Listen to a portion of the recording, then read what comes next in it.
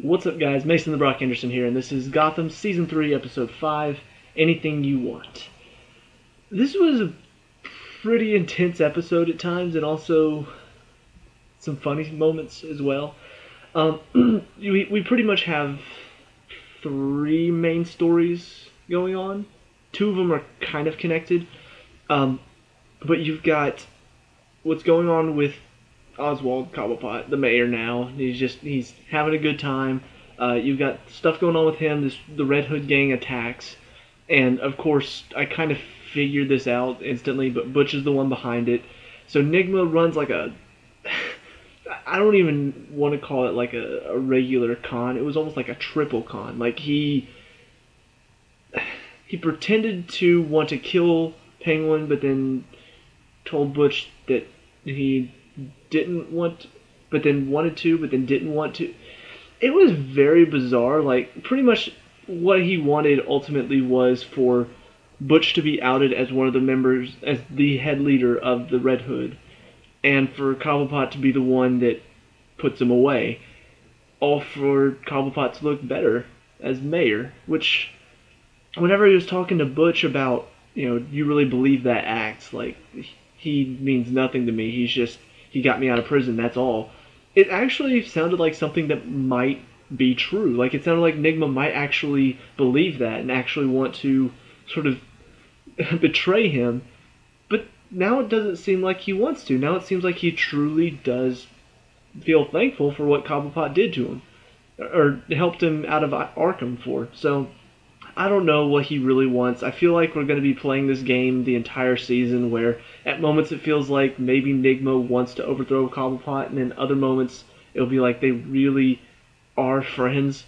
And it's gotten to a point now where I really hope they're just keeping it to like they are like almost brothers at this point, because some of the shots, the way the way the camera is set up, they're almost making it seem a little bit romantic, and I don't want that for Cobblepot and Nigma. I mean, come on, not these two. They're just, let them just be like brotherly friends. Just keep it at that, please.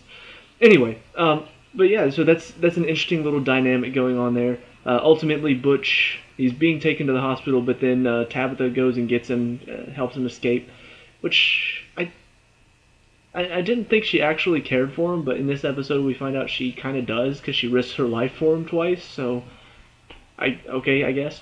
But anyway, so now he's escaped. The other story we've got going on is Bruce finds Selina because, he's been looking for Ivy. First he goes to Jim and asks for his help. Jim tells him about, older Ivy, but they don't realize it's Ivy, and how she was found and, had Ivy's sweater.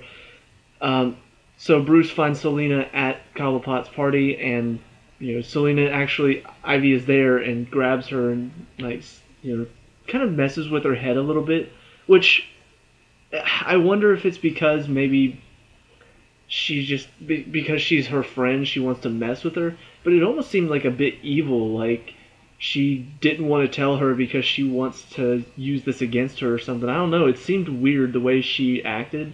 It didn't really seem like she was acting like her friend at that moment. But anyway, Bruce ends up taking Selina up to the roof, tells her they couldn't find Ivy, but then tells her how he feels.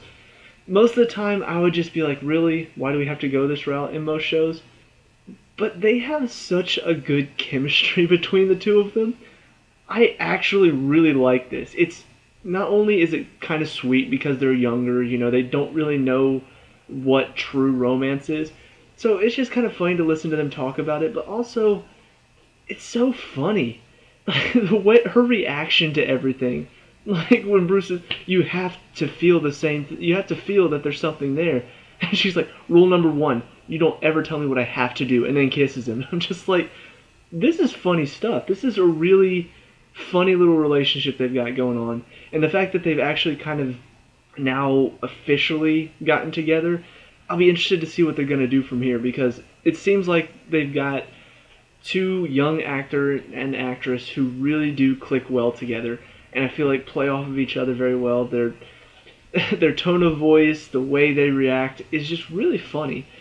Um, so anyway, that was interesting. And then of course the final one is you've got what's going on at the GCPD, which is um, pretty much everything involving Alice and Jervis.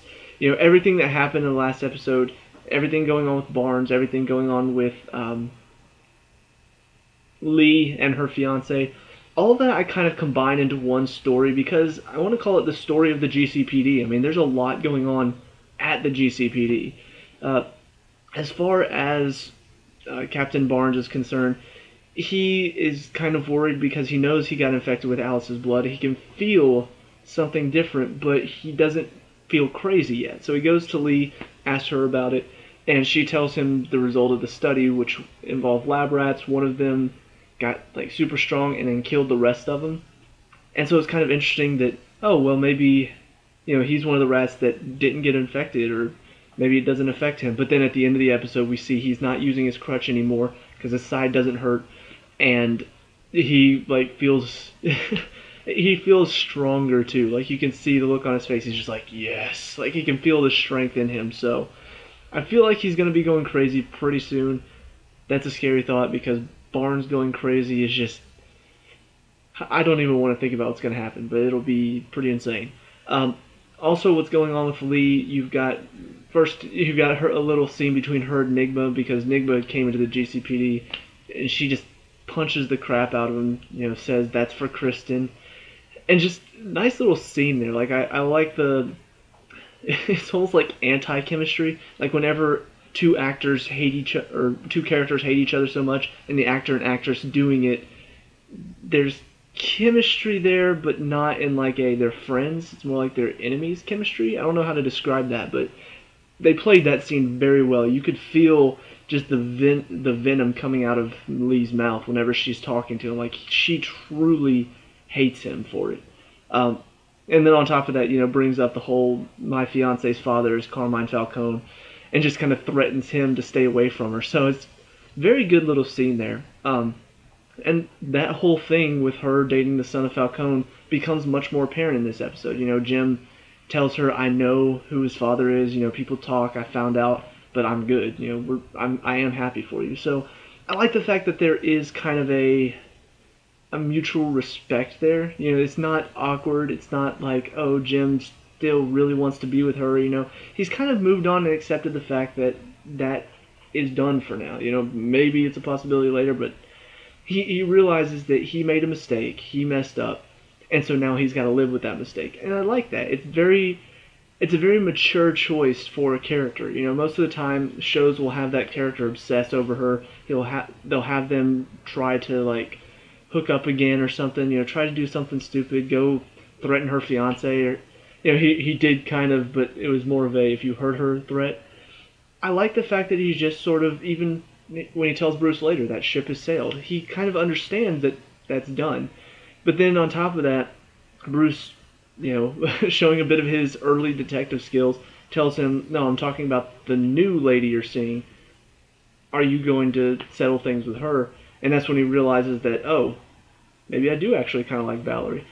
And while I'm not a fan of the fact that Jim's getting another, more arm candy for him, I don't mind it as much because they're actually making it a thing. It's not just going to be, oh, they're sleeping together because they're both lonely, which is pretty much what it has been. They're actually turning it into a relationship. Like I said, relationships aren't really something that I want to see in a show like Gotham, where it's pretty much about Gotham and supervillains and, Bruce becoming Batman, all that stuff. I don't really want to see, oh, relationships here, relationships there, relationships everywhere. I don't think that fits well in a show like this. But if you are going to do it, I prefer it actually happen instead of just two characters are sleeping together and that's it. It just kind of feels pointless. It feels like, oh, why? So I don't know where they're going with this. It's kind of a funny little scene at the end because Valerie is trying to get information out of a guy about Alice's blood, and Jim just comes in, sits down. The guy's just like, "What are you doing here? What?" And Jim, can I have 2 whiskeys and a pineapple juice for that guy? It was funny. And I mean, honestly, Jim's character this season so far has been a lot funnier, a lot more quippy, and just a lot more confident in himself. The past 2 seasons, he's been a cop, so he has to question his choices. He has to question, is he being a good cop, that type of thing. Um, and then the final story, just to kind of throw in the fact that this is a really crowded season. We see Jervis is with another girl that he's calling Alice, and then kills her and write Jim's name on a card. So we see where his obsession comes from now because his sister died last episode. He's obsessed with, you finding girls that look like Alice. So we'll see where that's going. Hopefully it. I really don't want this to be another main story because I felt like we had the Mad Hatter and now let's just put him off to the side for later. I don't want it to be where we have all this stuff going on with Penguin trying to run the city and Jim and the Red Hood and Lee and Barnes and Selena and Ivy and all this stuff going on. They all seem like important stories, so focus on them a bit at a time. Have that story play out, move on to the next one. Don't have it be where, oh, we have the Mad Hatter here, now we're going to look at this. Now back to the Mad Hatter again with the stuff that we just added still in it. It just feels like they're really crowding the episodes, and that is the one complaint that I have. Because the rest of it, I'm actually really enjoying. It's fun, it's interesting, while it does feel a bit too much like future Gotham at times because of all these supervillains popping up, it still is fun to watch. There's a lot of enjoyment in it. You have to put aside the fact that Batman doesn't come in until much later, because if you're thinking about it from like a comic book standpoint, there are probably a lot of like comic book fans that are watching this show going, man, that was weird. Man, that's not how that happens at all, or stuff like that. So you really have to turn that side of your brain off and just sort of say, okay, this is a new thing. New characters are being introduced in different ways, and you'll probably enjoy the show. It is fun to get involved in, and I think the actors do a good job too. So if they want to keep going, though, they do have to cut out a lot of these stories that keep popping up in every episode because they just really crowd out an episode. So long story short, I do enjoy it, just that one problem that they need to fix. So let me know what you guys think down in the comment section below. What do you like and dislike about this episode? What do you want to see going forward? Let me know. We can talk about and discuss all that good stuff. Leave a like and subscribe for future Gotham reviews, and I'll see you at the next one. Peace out.